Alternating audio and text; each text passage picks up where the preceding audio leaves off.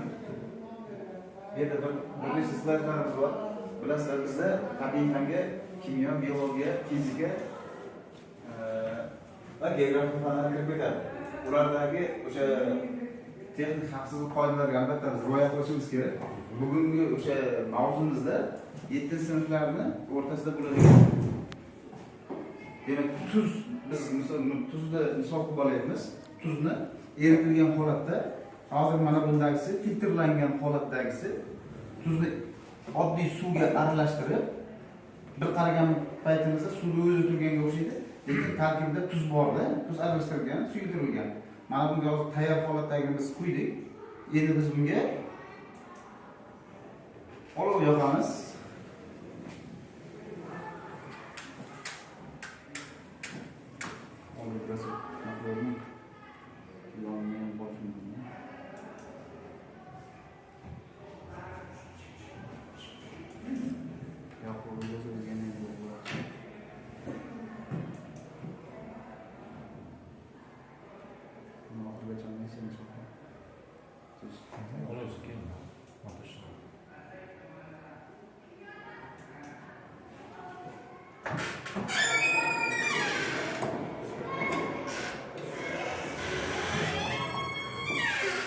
Bu mana shunday holatda eritilganida tarkibidagi suv sekin asabiy parlament tepaga ko'tarilib chiqadi.